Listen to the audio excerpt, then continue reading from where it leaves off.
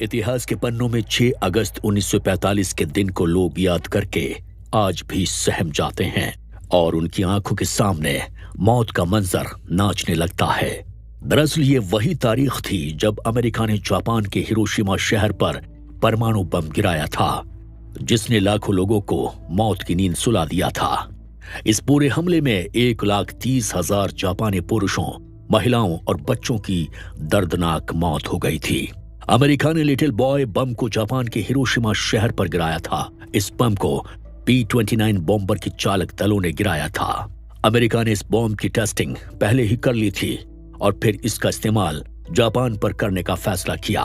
वहीं जब पहला न्यूक्लियर अटैक किया गया था, उसके बाद अमेरिका चैन से नहीं बैठा। उसने 3 दिन बाद ही फैटमैन नाम का एक और बम जापान के दूसरे शहर नागासाकी पर गिरा दिया। इस हमले में भी 40,000 लोगों की मौत हो गई थी और इसका नतीजा ये हुआ कि जापान घुटनों पर आ गया। जापान के पास सरेंडर करने के अलावा उसके पास कोई और चारा नहीं था। इसी साल अगस्त में हमारे देश के जाने-माने मीडिया संस्थान नव भारत टाइम्स में पब्लिश हुई रिपोर्ट में उस वक्त की पूरी घटना का जिक्र किया गया है। कुछ दिनों पहले एक नीलामी में एक लॉगबुक 4,50,000 पाउंड यानी 3.84 करोड़ रुपए में बिकी है। इसमें सेकेंड वर्ल्ड वॉर से जुड़े किस्से को बताया गया है। इस लॉगबुक को कैप्टन रॉबर्ट ए लुइस ने मिशन पर रोशनी डाली।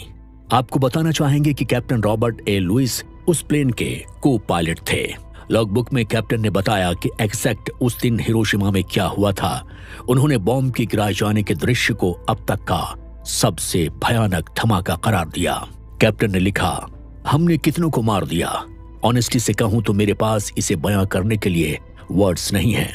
हे भगवान, ये हमने क्या कर दिया। अगर मैं 100 साल भी जिंदा रहा तो भी मैं उन कुछ मिनटों को अपने दिमाग से कभी नहीं निकाल पाऊंगा। दोस्तों, ये बुक पेन और पेंसिल दोनों से लिखी गई थी। हाल में हेरिटेज ऑक्शन में इस बुक को 4 करोड़ रुपए में बेचा गया है। कैप्टन लुइस ने अपने रियल टाइम एक्सपीरियंस को इस बुक में बताया है और इस पूरी घटना का जिक्र डिटेल में किया गया है। इसके साथ ही ये लॉगबुक उस मिशन का एकमात्र रिकॉर्ड है जो अभी भी मौजूद है। इतना तो तय था कि जब बम गिरेगा तो भयंकर तबाही होगी, लेकिन ये नहीं मालूम था कि कितनी बड़ी तबाही होगी। उधर अमेरिका पूरी तरह से जापान को अपने निशाने पर ले चुका था। दरअसल अमेरिका चाहता था कि किसी भी तरह से एशियाई देश उसके इशारे पर नाचें, लेकिन ऐसा हो नहीं पा रहा था। एशियाई देश के नेताओं ने अमेरिका के सामने सर झुकाने से साफ इनकार कर दिया। उस समय अमेरिका के राष्ट्रपति ने ट्रूमैन ने जापान पर एटम बम गिराने का फैसला लिया था। ऐसा कहा जाता है कि जब जापान ने सरेंडर करने से मना कर दिया था तो ट्रूमैन के सहयोगी ने सलाह दी कि अब एक्शन होना चाहिए। ऐसे में अमेरिका का गुस्सा और भड़क गया और जापान पर उसने न्यूक्लियर बम का इस्तेमाल करने का फैसला कर लिया। मीडिया रिपोर्ट्स की माने तो अमेरिका ने जापान पर हमले के लिए अमेरिका ने मैनहट्टन प्रोजेक्ट के तहत दुनिया के पहले परमाणु बम विकसित किए थे। जैसे ही ये तैयार हुआ, वैसे ही अमेरिका ने जापान को तबाह और बर्बाद करने के लिए इस बम का इस्तेमाल किया था। वहीं प्लेन के क्रू को पता था कि वो परमाणु बम गिराने जा रहे हैं, लेकिन उनमें से किसी को यह नहीं पता था कि तबाही कितनी बड़ी होगी। कैप्टन लुइस जिस टीम का हिस्सा थे, उसकी कमान प्रमुख पायलट पॉल टिबेट्स के हाथ में थी। इनोला के की क्रू ने 6 अगस्त को हिरोशिमा पर 1,750 फीट की ऊंचाई से बम गिराया था।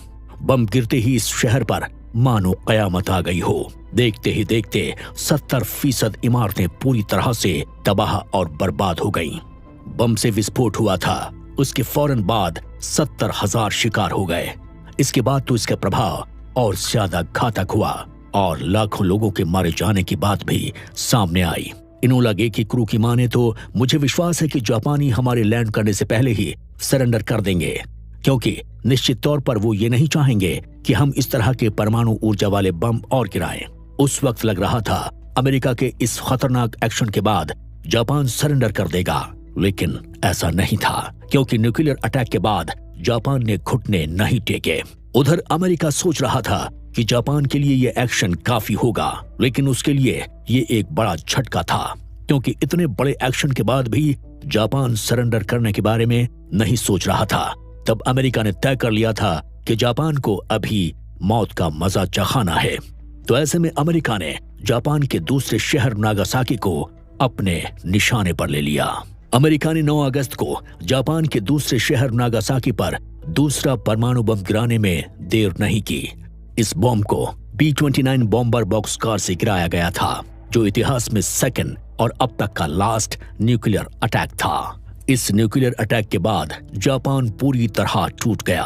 उसके लाखों लोगों के मरने की वजह से जापान अंदर से पूरी तरह से कमजोर हो गया। उसके पास सरेंडर करने के अलावा कोई चारा नहीं था।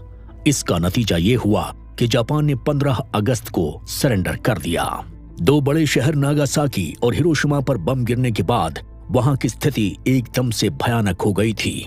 हर तरफ लाशों का अंबार लगा हुआ था। पूरा शहर एक हमले के बाद खंडर में बदल गया था। चारों तरफ मौत का मातम छा गया था। लाखों की संख्या में घायल हो गए थे, लेकिन उनको बचाया नहीं जा सका क्योंकि इस बमबारी में अस्पताल भी खत्म हो गए थे। दिन में ऐसा लग रहा था कि मानो कोई हॉलीवुड मूवी का सेट लगा हो यहाँ पर।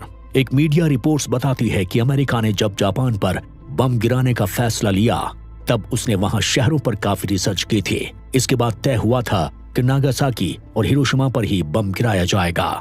दरअसल इसके पीछे सबसे बड़ी वजह थी जापान के इन दोनों शहरों में सैन्य से जुड़े सामानों का प्रोडक्शन होता था। इसके अलावा ये दोनों शहर में जापान की संस्कृति रचती बसती थी। इस वजह से अमेरिका ने दोनों शहरों को तबाह करके जापान की कमर तोड़ दी थी। वहीं जापान पर अटैक करने की भनक अमेरिका ने किसी को लगने नहीं दी थी।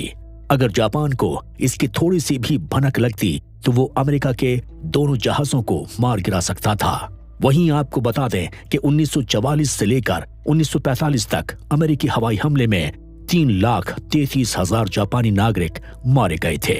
इस एपिसोड में इतना ही। अगले एपिसोड में आपको बताएंगे कि इस हमले के बाद आखिर किस शख्स को सबसे ज्यादा अफसोस हुआ था और उसने फिर क्यों पूरी दुनिया के सामने रोते हुए क्यों कहा था, मैं हथियार बनाने वाला नहीं हूं।